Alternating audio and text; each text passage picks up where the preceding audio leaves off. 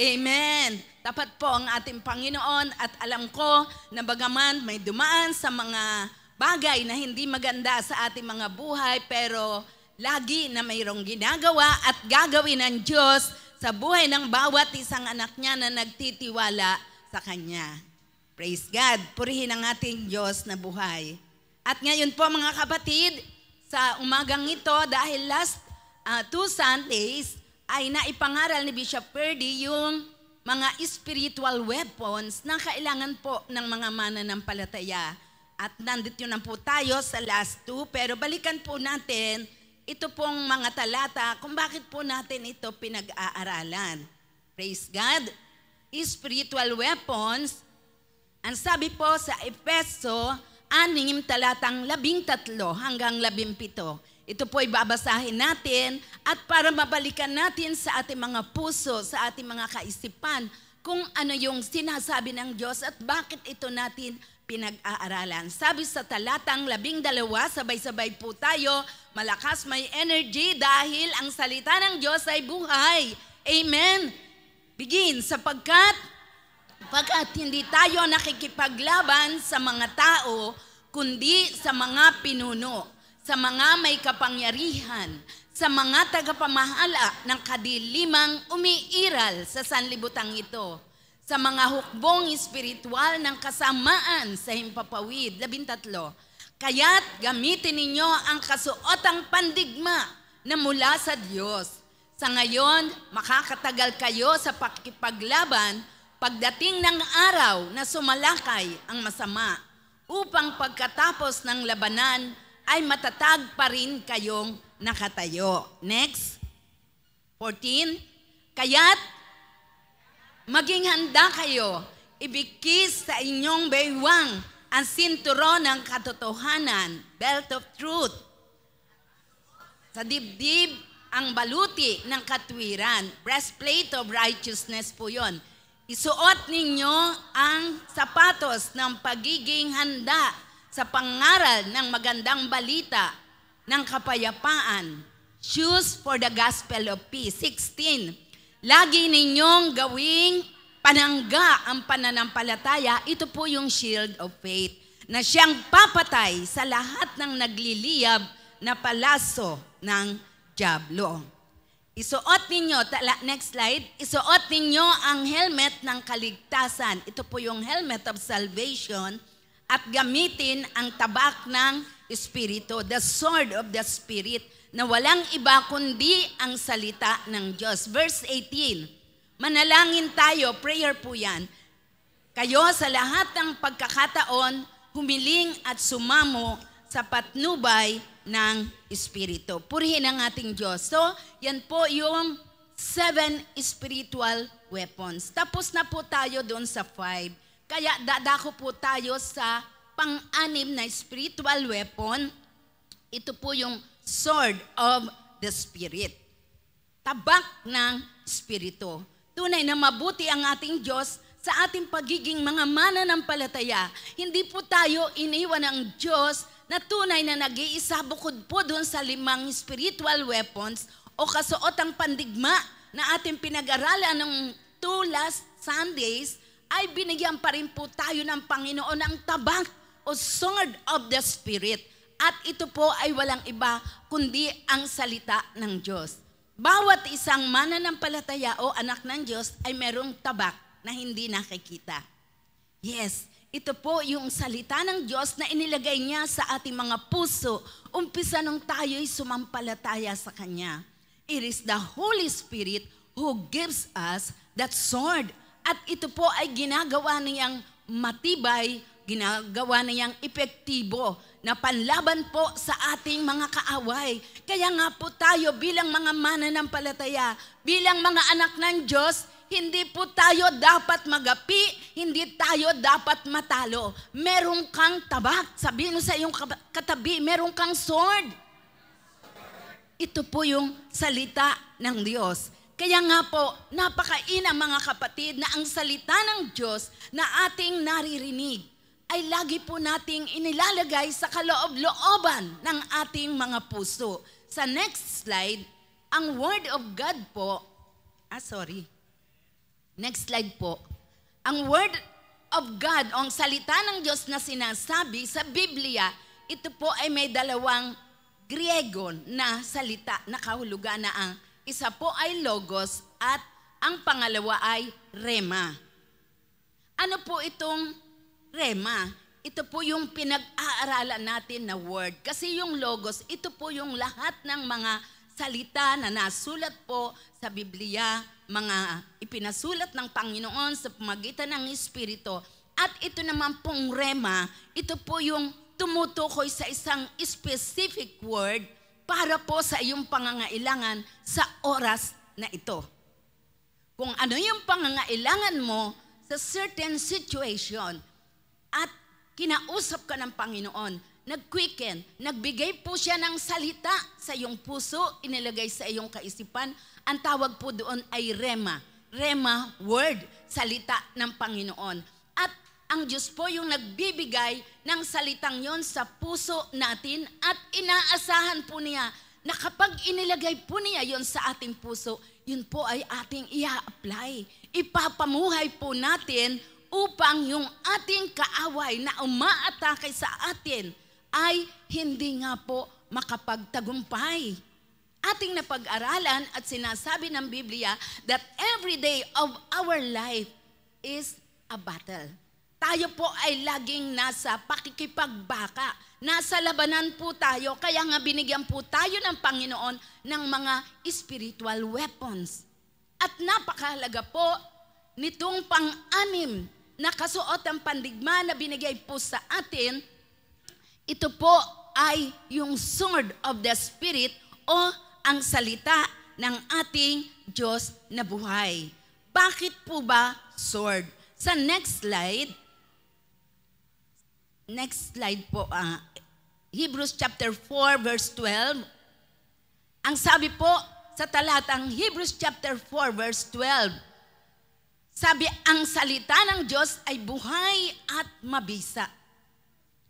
Binabasa lang po natin ang salita ng Diyos. At kapag ating binabasa, ito po ay tunay na nagiging mabisa, nagkakaroon ng buhay sa puso ng bawat isa sa atin. Ang sabi, mas matalas kaysa alinmang tabak na magkabilay talim. Sino po dito nakakita na ng sword o ng tabak na magkabilay talim? Katakot po. Ano po? Ito'y tumatagos maging sa kaibuturan ng kaluluwa at espiritu at ng mga kasukasuan at buto at nakakaalam ng mga iniisip at binabalak ng puso. Inihalin tulad po ang salita ng Diyos sa sword o tabak na magkabilay talim. Hindi po ito yung sword na mahabang mahaba. Kasi nung panahon po na yon, dahil ang mga Israelita ay nasa ilalim po ng mga Romano o ng Roman government, ang isa pong army o isang sundalo ay meron po yung nandito sa kanyang baywang na sword. Nakalagay po yan dyan at mga 22 inches lang po ang haba. Hindi po siya mahabang mahaba na ganyan, sapagkat kung isa kang sundalo at may mahabang mahaba ka dyang sword, magiging hindrance lamang po yon sa pakikipaglaban. Kaya maigsi lang po yun, mga 22 inches long, at yun po ay ginagamit ng sundalo sa close combat. Kaya pag hinawakan po niya yan, at kanya pong itinusok sa kaaway, talaga pong madali po na talagang itumba o madaling mamatay. At ang sabi po, ito'y magkabilay talim. Yan po hinalintulad ang salita ng Diyos. Kung kayo nakakita na hindi man sword, kundi kutsilyo na magkabilay talim, grabe, di po ba nakakatakot gamitin? Parang lalo, alam niyo po yung sword ng mga Roman soldiers, hindi po yan talaga sasabihin na ordinary. Kakaiba po yan, talagang kumikintab at sobrang talim, sobrang talas. Kaya diyan po hinalintulad ang salita ng Diyos. Kaya ang salita ng Diyos ay tabak. sa buhay ng bawat tao, maging sa buhay ng bawat isa sa atin, ng mga taong nakapaligid sa atin, at lalo sa ating kaaway na dyablo. Kaya talaga pong walang panalo ang dyablo kapag dala-dala po natin at ginagamit natin ang sword of the Spirit, which is the Word of God. Kaya it is a must na ang bawat Kristiyano ay merong salita ng Diyos sa kanyang puso.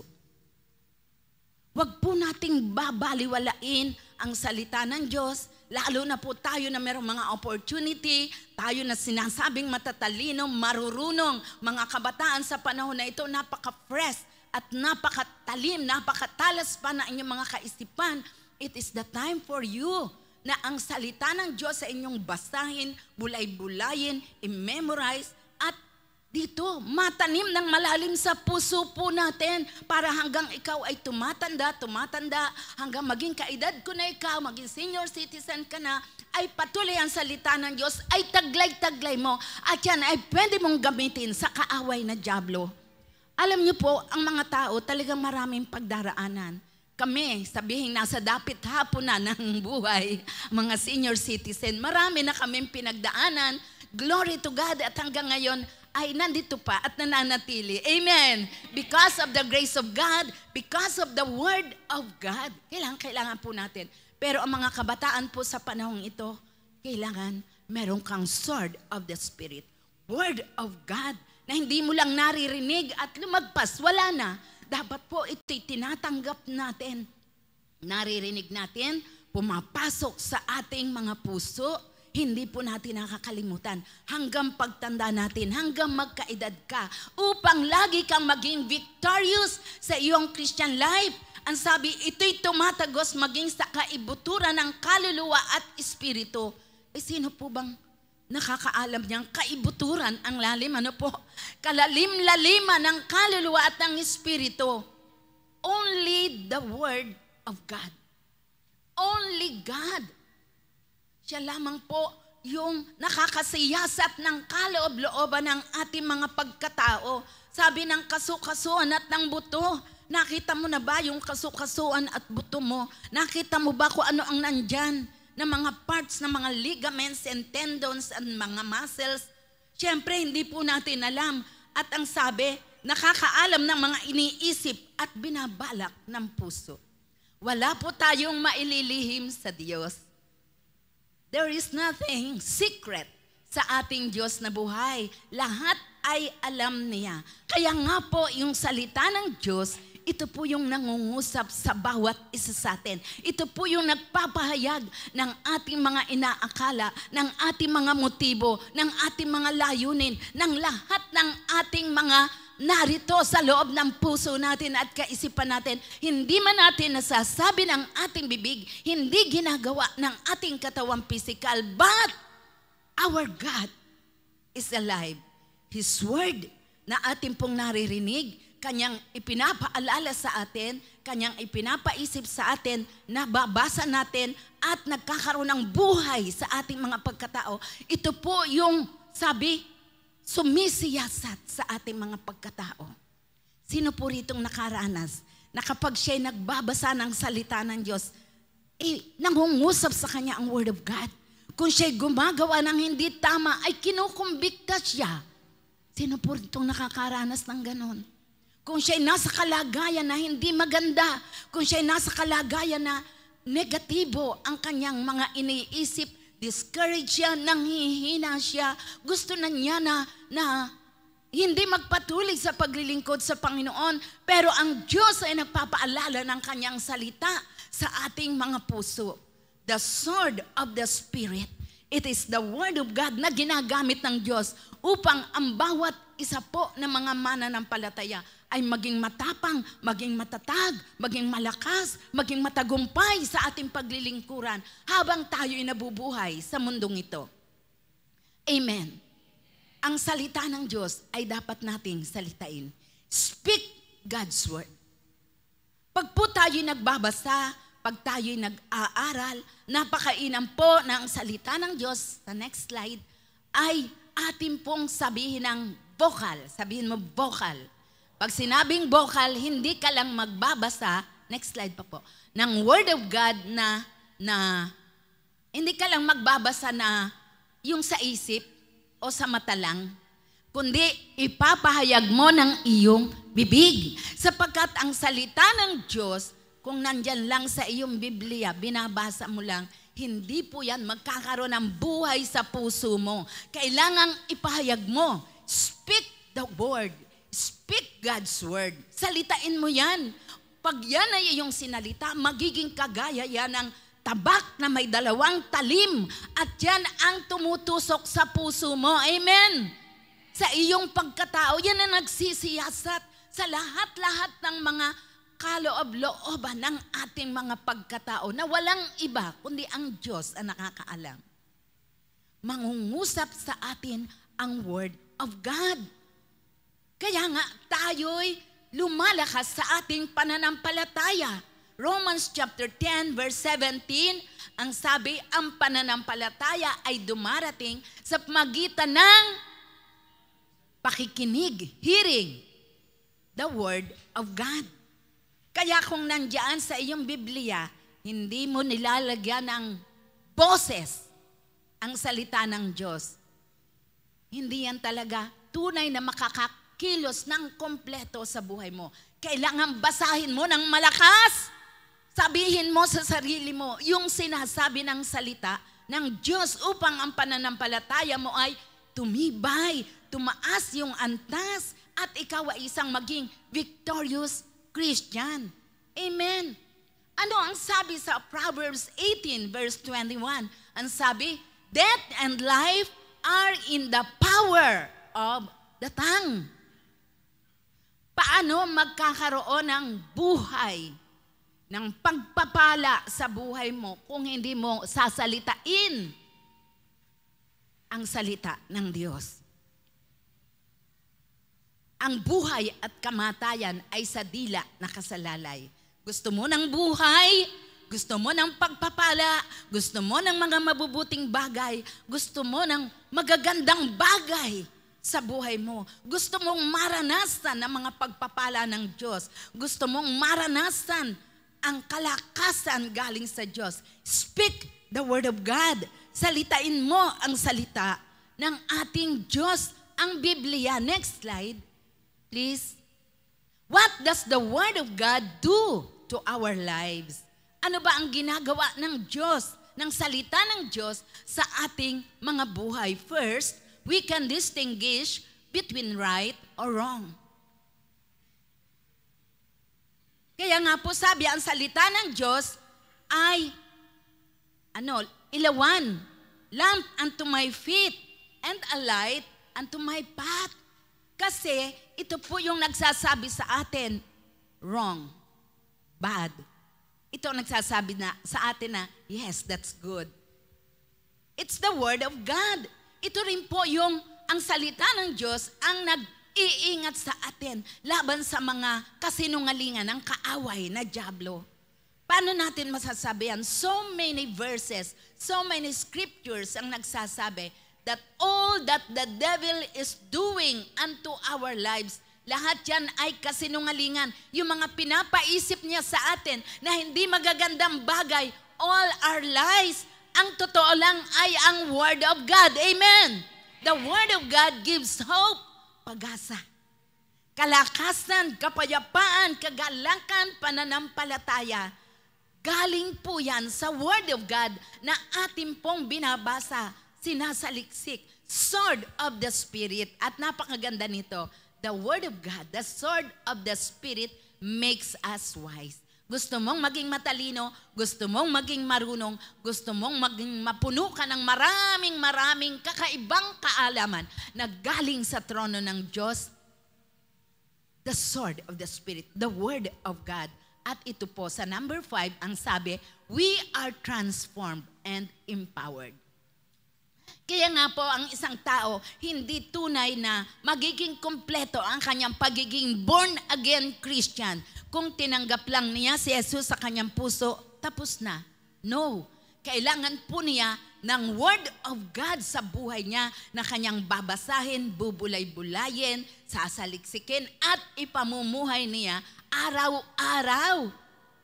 Ang sabi nga po sa 1 Peter, ang sabi, being born again, not of corruptible seed, but of incorruptible by the word of God. Anong sabi? By the word of God, which lives and abides forever. Laging kasama po ang salita ng Diyos para tayo'y tunay na matransform, para tayo'y tunay na maging isang bagong tao sa harapan ng ating Diyos na buhay. We need the Word of God. We need the sword of the Spirit in our lives. Next slide. Alam niyo po, ang Diyos ay tunay na nagpapala sa bawat isa sa atin. Kailangan malaman mo, ma-feel mo, ma-appropriate mo sa sarili mo kung sino ka talaga. It is only by the power of God's Word. Kaya ang isang Kristiyano, malimit ay lupaypay, talunan, discouraged, umiiyak, nadadalamhati, nalulungkot. Ang feeling niya, wala, kawawa siya. It is because kulang siya ng knowledge sa salita ng Diyos. The sword of the Spirit. Ang sabi, tayo ay binuhay na. We are made alive in Christ. Kaya pag sinabing made alive in Christ, ano man ang pagdaanan natin sa ating mga buhay bilang tao sa mundong ito, which is, pinagdaanan po yan ng ating Panginoong Hesukristo at higit-higit pa po ang kanyang pinagdaanan kay sa atin. Lahat ng uri ng mga pag-uusig, pangungutya, mga kakulangan, kahirapan, naranasan din po yan ng Panginoong Jesus sa kanyang pagiging tao, persecutions, at yung last niya po ay yung pinakamatindi na kailangan niyang pagdaanan, yung crucifixion. Pero, tingnan niyo po, up unto the end, never po na nag-waver ang ating Panginoong Jesus as man. Nanatili po siyang matatag, matagumpay, kahit anong sabi ng mga tao, kahit pa siya ay itakwil at hindi naging matapat. Ang kanyang mga alagad, lalo na po nung peak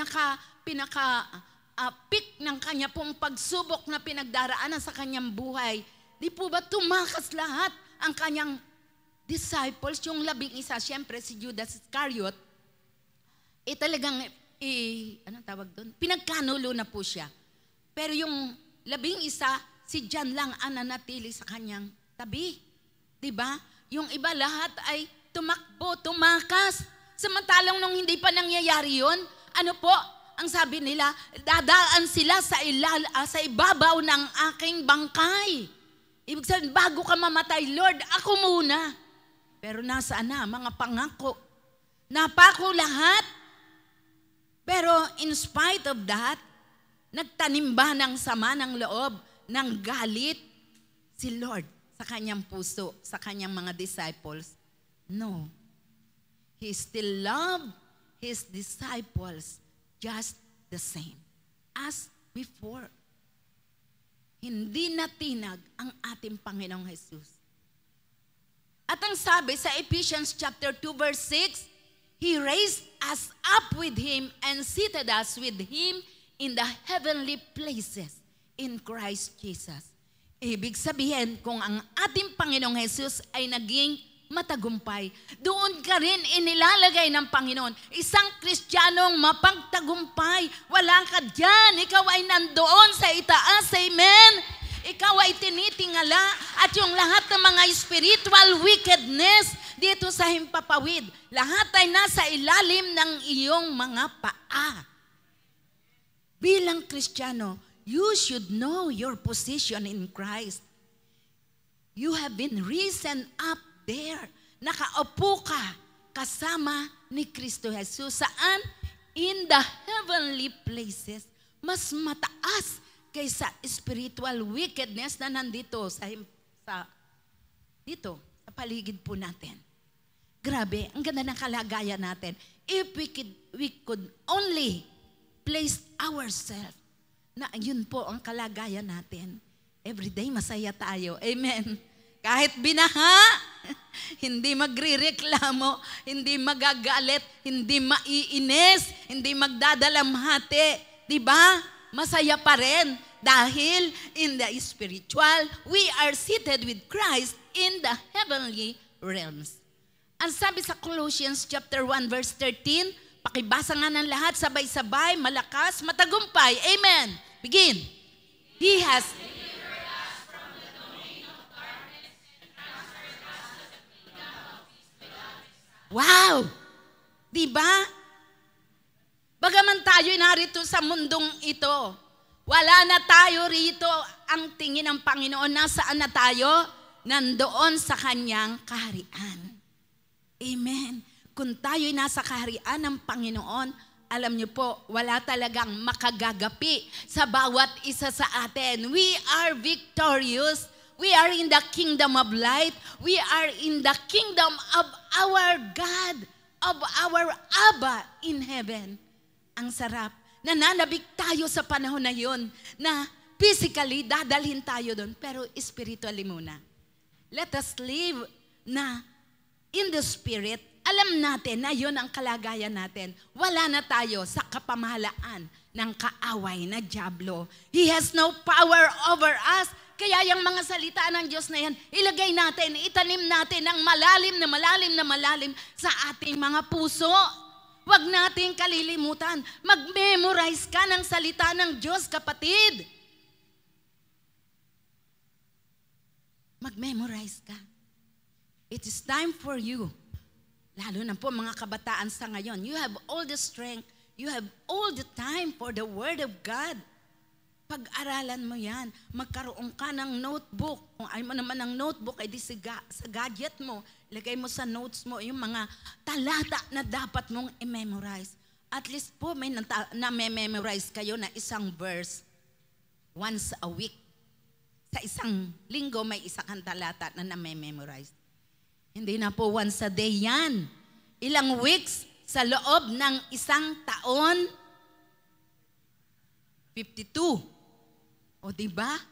Eh kung yan ay isa sa puso mo, imagine yung 52 memory verses nandiyan sa loob ng puso mo. Eh di pag ang kaaway humarap sa'yo, ang kaaway na nagpapaisip sa'yo ng mga hindi magagandang bagay, gagamitin mo ang sword of the Spirit, tagumpay ang kakamtan mo. Amen? Hindi ka matatalo, no defeat. Only victory because of the Word of God in our hearts. We need God's Word. Next slide, please. Alam niyo po, tayo mga Kristiyano, taas ang kamay ng mga Kristiyano, mga anak ng Diyos, iwagayway mo kay Lord. Thank you, Lord. Sabihin mo, thank you, Lord, I am a child of God. Dapat po tayo hindi nahihiya. Dapat tayong matapang sa pag-share ng gospel, pag-share ng Word of God.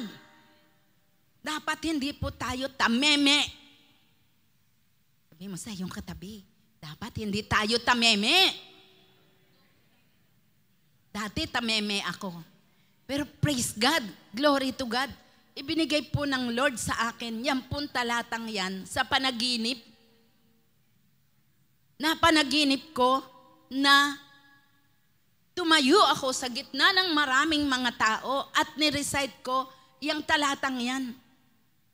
Romans 1:16 to 17, hawak-hawak ko pa ang Biblia dun sa panaginip ko. For I am not ashamed of the gospel of God, for it is the power of God unto salvation to the Jew first and also to the Greek. For therein is the righteousness of God revealed from faith to faith, for it is written, the just shall live by faith.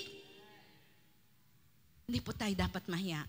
Kaya whenever you are given the opportunity, may nakakilala ka, may time kayo na mag-chat-chat, usap-usap, and the Holy Spirit is speaking to your heart. Kausapin mo siya. Mag-testify ka sa Kanya ng goodness ni Lord. Huwag ka mahihiya. Amen? Sabihin mo sa Kanya, alam mo, kahit bago mo siyang kakilala, God is good. Siyempre, matitingin sa iyo. Bakit? Di ba makakapag-umpisa ka na magbahagi ng Word of God sa Kanya? Hindi po tayo dapat mahiya. Kasi time is running short. Alam natin, palapit ng palapit ang pagdating ng ating Panginoong Jesucristo. Dapat may nadadala tayo, may nasisharean tayo ng salita ng Diyos. Hindi mo man siya madala sa church, pero nataniman ng salita ng Diyos ang kanyang puso, ginamit ka ng Panginoon, may gantimpala ka. Amen. Next slide please. At kung nararanasan mo na parang malayo si Lord, sino rito nakaranas na parang ang layo ni Lord sa kanya? Parang hindi mo na siya ma-feel. Yang Romans chapter 8, 35 to 39, pwedeng ipalaala ng Diyos sa'yo. Kung binasa mo ang Biblia, kung nabulay-bulay mo yan, papaalala yan ng Diyos sa'yo. Hindi, mahal ako ni Lord dahil wala makapaghihiwalay sa akin sa pag-ibig ng Diyos. Di ba ang sabi, kahit ang mga tribulation, kahirapan, distress, nung mga nararanasan natin hindi magagandang bagay, or persecution, or famine, or nakedness, or danger, or sword, wala makapaghihiwalay sa atin sa pag-ibig ng ating Diyos na buhay. Marami na sa atin ang nakaranas ng mga ilang bagay na pinagdaanan natin, pero still, nandito pa tayo. Why? Because of the love of God in our hearts. Mahal na mahal ka ng Panginoon. Tayo po, bawat isa sa atin, we are truly His children. Lagi nga po natin kukumpisal yan eh. I am a child of God. I am a child of God. Pag merong kapatid na nagsasabi sa akin, nahiya po ako, naku, ayoko na po, suko na po ako. Hindi, iba ka, anak ka ng Diyos. Kung sila, wala silang favor, meron ka dahil ikaw ay anak ng Diyos. Amen? Kakaiba yung kalagayan mo. Anak ka ng Diyos. Sabihin mo sa iyong katabi, anak ka ng Diyos. Anak ka ng Diyos. Anak ka ng Diyos. Kung ikaw ay anak ng Diyos, you are extraordinary. Hindi ka ordinary. Amen. Maaring sa physical, ordinary ka. But in the spiritual, you are extraordinary. Dahil ikaw ay anak ng Diyos, kahit anong bagay na sa paningin mo parang hindi ka pwede, hindi maaari, hindi mo mararanasan, yung magandang bagay na iyon sa buhay mo, sasabihin mo, ilalagay mo sa puso mo, I am a child of God. I have Christ in my heart. I have the Spirit in my life. Kakaiba ako. Ang favor ng Diyos ay sumasa akin. Amen? Kung natatakot ka, kapatid, siyempre, may salita ng Diyos na ikuquicken sa iyo ang Panginoon. Diba? Sabi sa Psalm chapter 27, the Lord is my light and my salvation. Whom shall I fear? The Lord is the stronghold of my life. Of whom shall I be afraid? Diba? Kaya kailangan memorize mo yan, kapatid. Kukulayan mo ang iyong Biblia. Alam niyo po, dumating yung panahon sa buhay ko na sabi ko, parang ayaw ko na po sa Biblia magbasa. Yung book talaga, kasi maliliit po yung sulat. Alam niyo naman, bumabata, ang mata ay lumilinaw, di ba? Eh parang mahirap na for me. Kaya doon na lang po ako nagbabasa sa gadget, kasi napapalaki, napapaliit, ano, isuswipe mo lang. Pero naisip ko po, kailangan ko pa rin ng book ng Bible. Bakit? Kasi nakukulayan mo. No? Nakukulayan mo. Mas natatandaan po kapag meron po tayong Bible. Sino po rito may Bible? So yung mga hindi nagtaas, walang Bible. Buy a Bible. Napakahalaga po. Pumili ka ng Bible na angkop sa pangailangan mo. Yung letters, kung gusto mo mas malalaki, meron po. Kung gusto mo maliit, meron. Kung gusto mo yung size maliit lang para lagi mong madadala, meron. Kung gusto mo malaki, meron. Kung gusto mo English, Tagalog, meron. Kung gusto mo King James Version, meron. Kung gusto mo magandang balita, Biblia, meron. Kung gusto mo Tagalog, English, meron. Lahat merong provision ang Panginoon. Wala na po kayong ibig sabihin, mairi-reason out. Kasi lahat provided na ng Panginoon. Nung ako'y na-born again, ang Bible lang na alam ko po noon ay King James Version. Hindi ko po alam na merong Good News Bible, may New International Version, may English Standard Version, New American Standard Version, may Amplified Version. Hindi ko po alam yon. Ang alam ko lang Bible ay King James Version at yung Tagalog ng King James Version. Kaya ang mga memory verse ko po ay puro believe it. For God so loved the world that He gave His only begotten Son, that whosoever believeth in Him should not perish, but have everlasting life. Puro may TH, believe it, seek it, ask it. Diba? Puro ganon. Yun po yung mga memory verse ko. Tapos, ang hirap intindihin. Pero alam niyo po, dahil yun ang alam kong version lang ng Bible, yun po mga memory verse ko. Pinagpepre ko, Lord, anong ibig sabihin nito? Anong ibig sabihin nito? Kaya sobrang tuwa ko po nung nalaman ko na meron palang iba't ibang version ng Bible. At lalo na po ngayon, nung panahon kasi, 1980s, wala pa po kasing gadget ng mga cellphone. Wala pa po eh. Ang palad ng mga henerasyon ngayon, nandyan lahat. Mag-download ka lang ng U-Bible. Nandoon na po lahat ng version. Libre. Sabi mo sa iyong katabi, libre. May audio pa. Pwede mo pang pakinggan. Kung may ginagawa ka, nagsusulat. Mga babae, misis, nagluluto, naglalaba, diba, naglilinis. Pwede mo pang pakinggan. Kung sabihin mo, wala kang time magbasa, ang dami mong ginagawa. Kahit yan, ikaw ay maraming ginagawa, pero kung nakikinig ka, kahit 1, 2, 3 talata, meron kang mapipick up doon sa mga pinapakinggan mo. Huwag po nating sayangin ang panahon. Diba? Redeem the time because the days are evil. Mga younger generation. Paano ka mag-share ng Word of God sa isang nakilala mo sa school, sa office, sa work mo, sa isang pagtitipon, kung wala kang sword of the Spirit sa puso mo, sa buhay mo?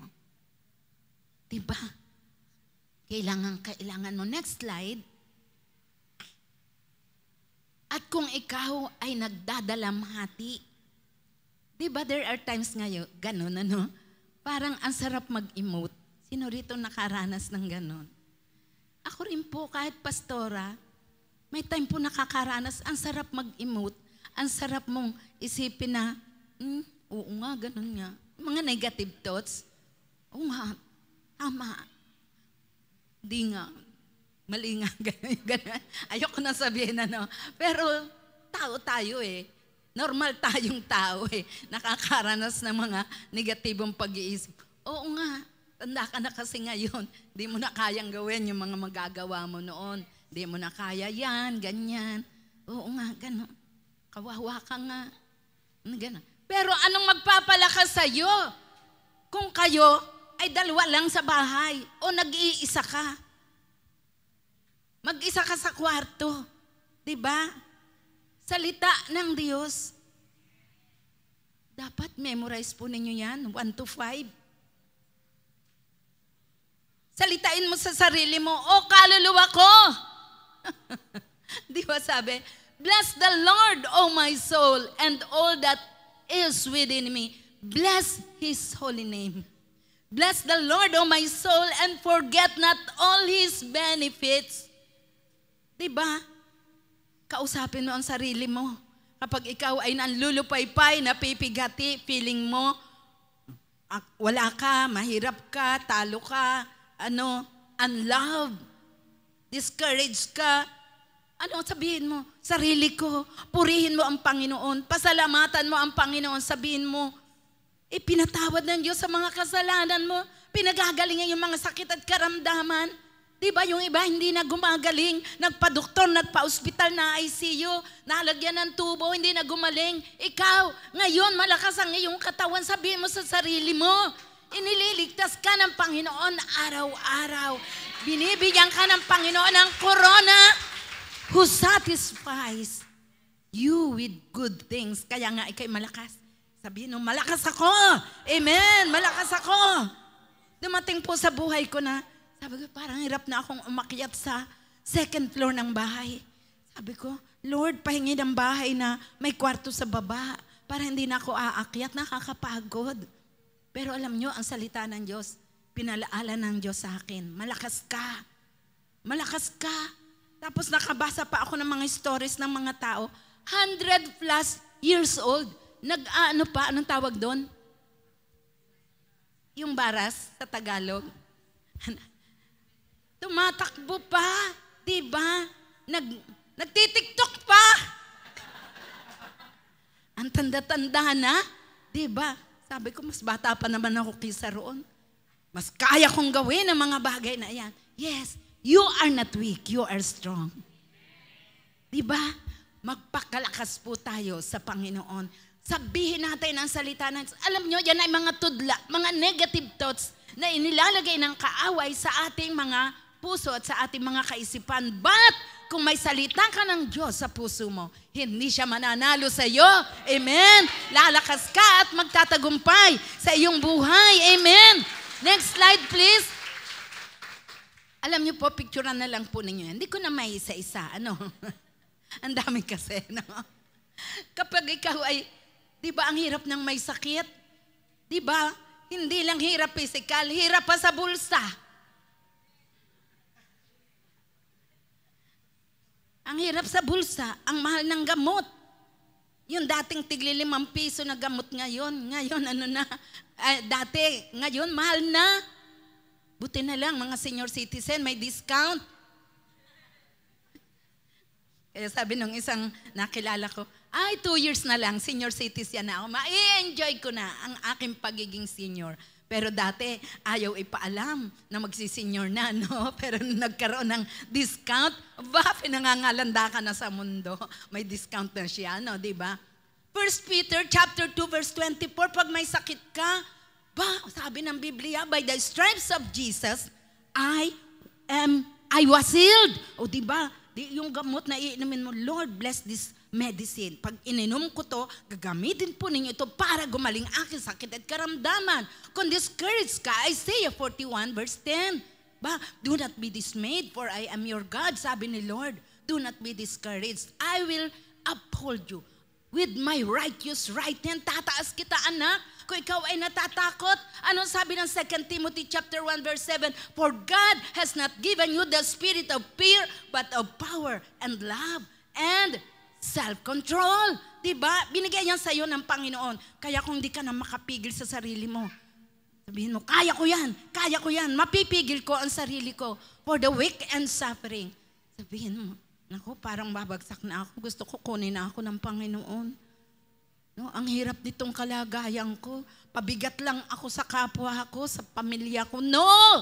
Sabi ni Lord, 2 Corinthians chapter 12 verse 9, my grace is sufficient for you.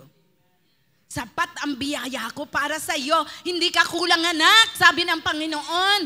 At kung ikaw ay tinutukso, grabe naman itong tuksong dumating sa akin. No, sabi ng Bible, ang mga tukso na yan, ordinary lang. Sabihin mo, ordinary lang. Kayang-kaya yan. Kasi si Lord kasama mo. Siya ang magbibigay sa iyo ng katagumpayan. At kung ikaw sabi mo, naku, hindi na ako mapapatawad ni Lord.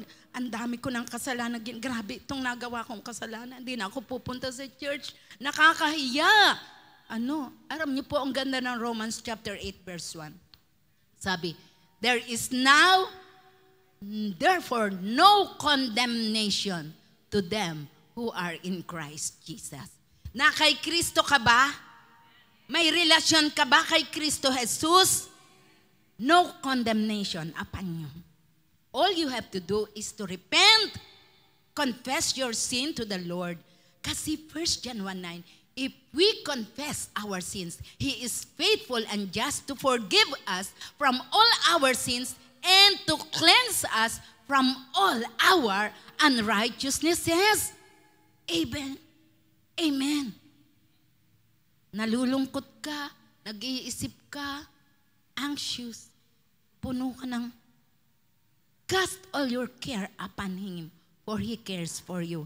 Kanino mo sasabihin, Lord, nalulungkot ako. Sino nagpe-pray ng ganyan? Di nang kumakausap kay Lord, nalulungkot ako. Kasi, hindi na ako mahal ng girlfriend ko. Hindi niya ako tinetext. Kahapon, di na nga niya ako minessage. Hanggang ngayon, di pa rin ako minemessage. No? Sumbong mo kay Lord. Kung sabihin ni Lord sa'yo, hindi siya, huwag ka magre-reklamo. Hayaan mo siya. O, di ba? Makikinig ka. Huwag yung, Lord, mahal ko siya. Huwag ka magpupumilit. Ganon kasi si Lord eh. Pag kinausap ka, kailangan marunong ka sumunod. Amen? At kung sabi, weary, tired. Sabi, Matthew 11 verse 28, sino nakaka-memorize niyan? Come unto me, all you who labor and are heavily laden, and I will give you rest. Kanino ka lalapit? Hindi ka naman matutulungan ng asawa mo, ng kapatid mo, ng anak mo. Sino makakatutulong sa iyo? Si Lord lang. Dapat, Psalm 23 verse 1, memorize nating lahat yan. Amen, taas ang kamay nang nakamemorize. Allah. Hindi ako nadi-discourage. Ano ang sabi ng Psalm 23 verse 1? Oh, di ba? Hindi ka magkukulang. Paano Lord? Sabi mo, hindi ako magkukulang. Wala nga laman ng aking wallet. Wala nga po kaming bigas. Ang gagawin mo? Tama. Correct. Palakpakan natin si Lord. Meron. Hindi wala. Meron. If you can only trust God, lagi siyang may provision. Makita mo wala, pero mamaya may darating. Amen? Makita mo wala kang pera, may magbibigay sa'yo. Amen? Mamaya sabi mo, Lord, yung utang ko, kailangan ko nang mabayaran. Saan ako kukuha? May magbibigay sa'yo ng pambayad. Amen? Dahil God is faithful. Palakpakan natin si Lord sa kanyang mga goodness. Alam niyo po, napakaganda ng salita ng Diyos. Once again, hindi ako magsasawa. Kahit sabihin niyo pa, ang kulit ni Pastora, paulit-ulit. Makulit talaga ako. Mag-memorize kayo ng Word of God. Unawain ninyo, isa puso ninyo araw-araw. Hindi ko alam. 69 years old ako bago ako mag-100. Ilan pa? 100 minus 69. 31 years na lang. Kung mabubuhay ako ng 100 years old, at mangangaral pa ako, 31 years ka na lang na makakarinig sa akin na mag-memorize kayo ng Word of God. Diba? Hindi ako magsasawang sabihin sa inyo yan. Dahil gusto ni Lord yan sa ating mga buhay. It is for you. It is for you. It is for you. For all of us. The sword of the Spirit is for all of us. Alam nyo, ang dyablo, walang panama sa ating lahat. Pag may Word of God, kayang-kaya mong sabihin, Devil, nandito ka lang sa ilalim ng aking paa. Alis, layas, o magtatalong ka pa. Apakan mo siya. Talunan ka na more than 2,000 years ago. Ang Panginoon ko ang nagtagumpay laban sa iyo. Anak ako ng Diyos, mahal ako ng Diyos, kasama ko ang Diyos. Greater is He that is in me than you who is in the world. Talunan ka, devil. Wala kang panalo sa buhay ko. Dapat ganun po tayo. Kahit ano pa ang kalagayan natin sa buhay. Next slide. Tapos na po tayo sa Sword of the Spirit. Ang dami pa sana, kaya lang. Kung ilalagay ko po lahat, baka abutin tayo ng Sabihin nyo naman, tagal ni Pastora. Pag tayo ko rito, meron nang nag-isip yan. Ako, handa na ako nito. Tiyak, sobra sa isang oras yan. Abutin ng 10:30 yan o quarter to 11, 10 to 11. May nag-isip na ng ganyan dito. God knows. Di ba? Sabi ni Lord, yan ang inisip nila kasi gano'n naman talaga. I don't deny naman, I admit. Minsan lang ako mag-preach Kaya nilulubos-lubos ko. Sabi mo sa iyong katabi, hayaan mo na, nilulubos-lubos ni Pastora. Okay? Number 7 na spiritual weapon ay prayer. Sabi sa verse 18 ng Ephesians chapter 6 sa Tagalog, manalangin kayo. Tapos na ba? Kulang. Manalangin kayo sa lahat ng pagkakataon.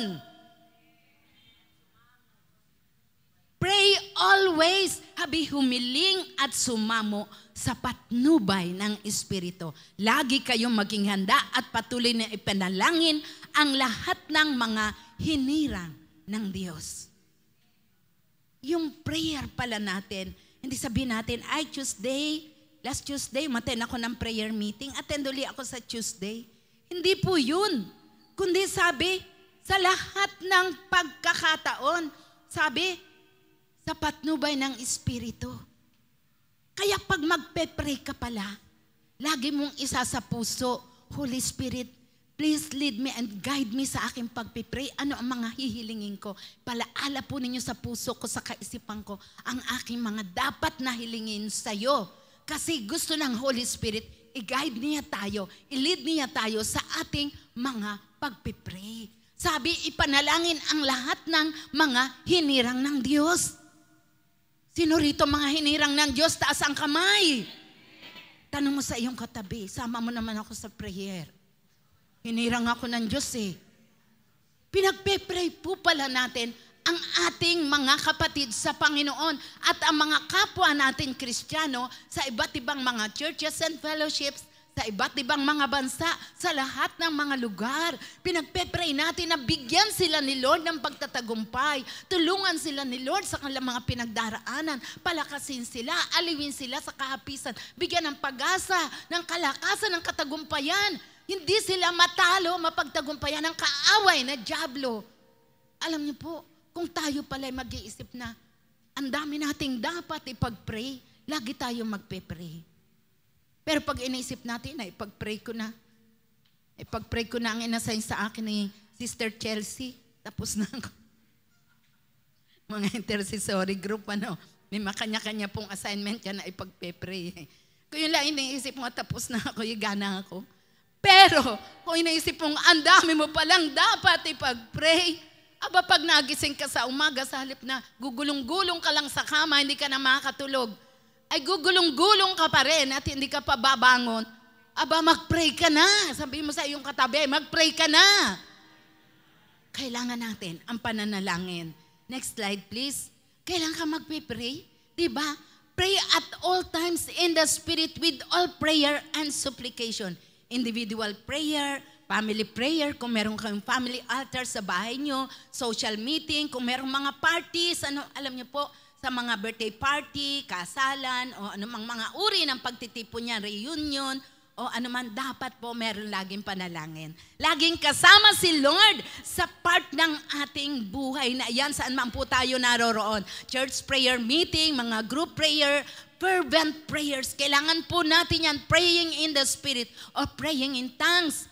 Sabi, at all times, at sabi, yung usual hours, anong oras ka nagpe-pray? Yung time mo, yung iba po may mga schedule na ito prayer time ko to, quiet time ko na to, mag-pray ka. Pray for the sick, for the discouraged, pray for guidance, pray for protection and provision.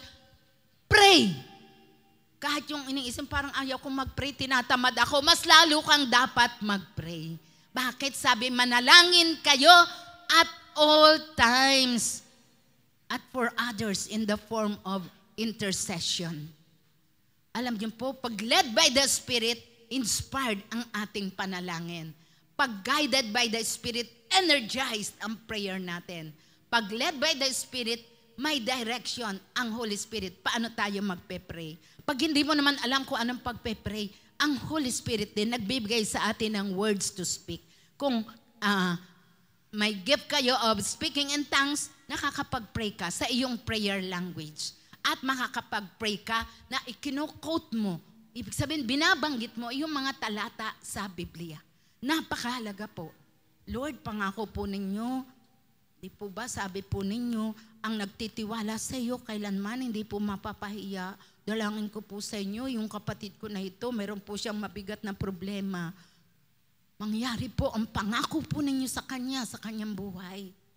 Lord, ang kapatid ko po na ito, napipigati, po ba nalulungkot po siya, hayaan po ninyo siya na lumapit sa iyo. Dahil di po ba sabi ninyo, Matthew 11 verse 28, come unto me, all you who labor and are heavily laden, and I will give you rest. Yes, Lord, kayo po magbibigay sa kanya ng kapahinga. Naguguluhan po siya, Lord. Yung po bang ganun? Yan po yung mga spirit-directed prayers. Ginagamit mo ang word of God. Next slide, please.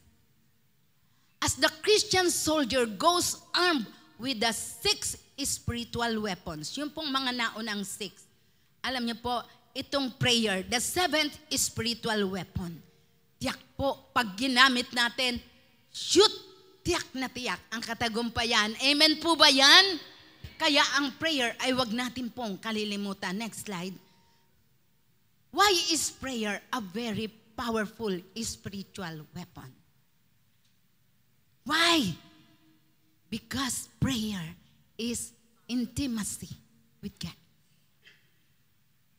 Paano mo masasabing close ka kay Lord? Intimate ka kay Lord? It is because you are prayerful. Lagi kang nakikipag-usap sa Panginoon. Pag sabing intimate ka, siya ang intimate friend ko. BFF ko siya. Lagi kayong nag-chat-chat. Lagi kayong nag-uusap. Wala sasabihin, may intimacy kayo, mga husbands and wife. Hindi kayo intimate kung hindi kayo nag-uusap sa maghapon. Kakain, hindi magkasabay. Matutulog. Naunang natutulog yung isa. Hello? Walang intimacy. Prayer is intimacy with God. At alam nyo, ang devil ay takot na takot sa mga taong intimate kay Lord. Kaya kung gusto mo na tunay na ang dyablo, makita ka lang, wala, urong na siya.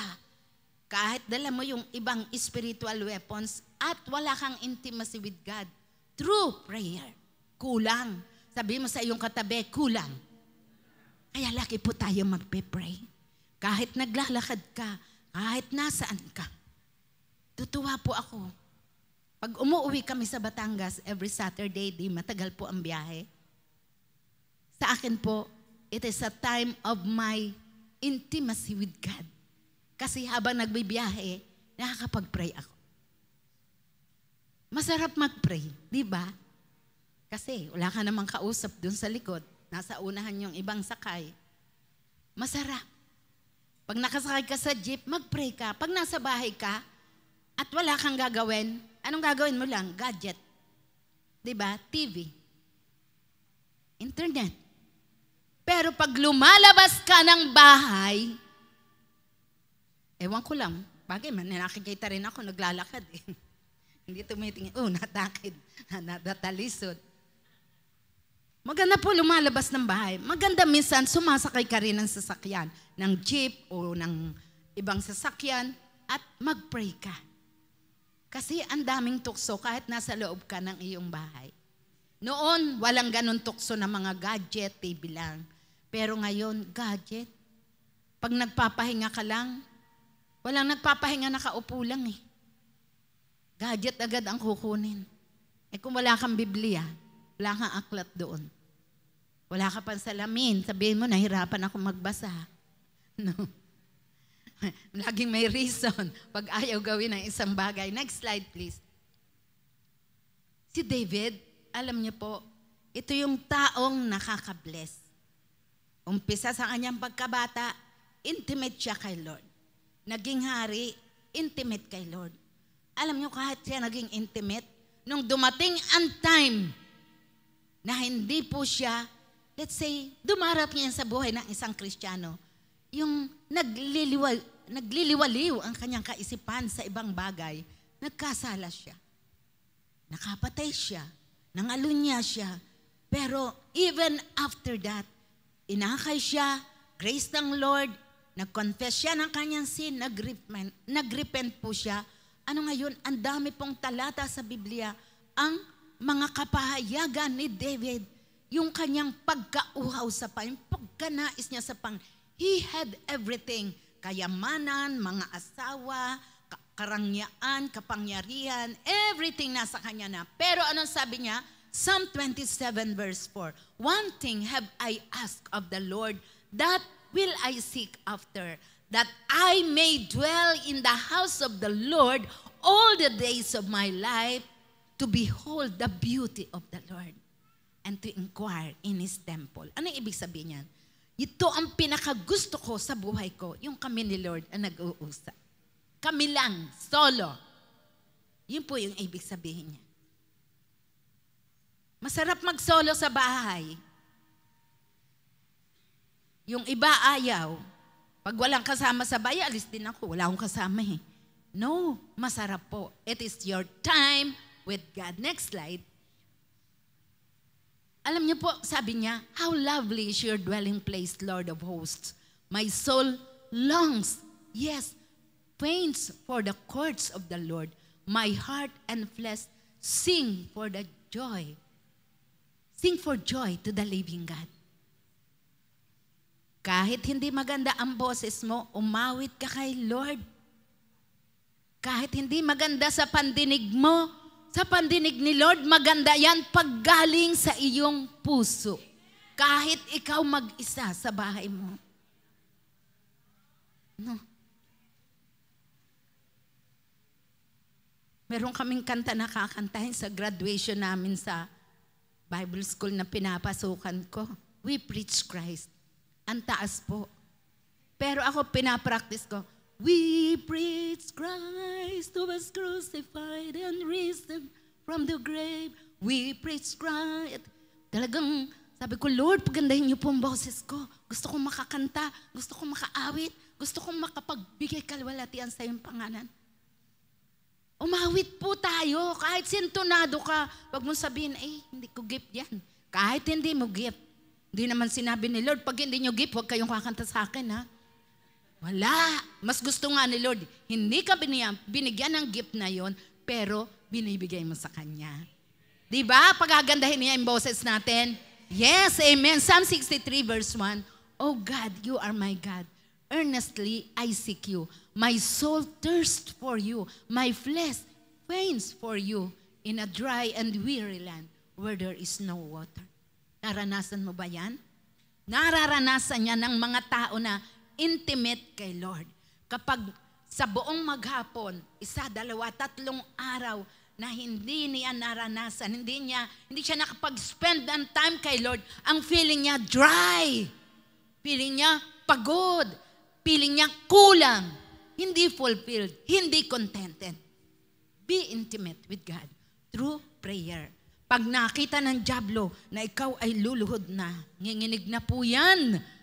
Gusto mo laging nanginginig ang dyablo? Lagi kang mag-pray. Paano po, hindi na po ako nakakaluhod. Upo lang po ako, okay lang. Basta nakita niya na nag-pray ka kay Lord, takot siya sa'yo. Nagliliwanag ka sa kanyang harapan. Anong sasabihin niya? Hindi ko kaya ito. So, last 2 spiritual weapons. Word of God and prayer. The sword of the Spirit and prayer. Huwag po natin kalilimutan. Next slide, review lang natin ang 7 spiritual weapons. Belt of truth. Breastplate of righteousness. Sige po, basahin natin. Number 1 ulit, sabay-sabay. Begin. Belt of truth. Breastplate of righteousness. Shoes of peace. Preaching the gospel. Shield of faith. Helmet of salvation. Sword of the Spirit. Word of God. Prayer. Prayer. Palakpakan natin si Lord. Amen. Tayo pong lahat ay tumayo. Kita nyo, nagtagumpay ako. Hindi ako naka1 oras. Ano, diba?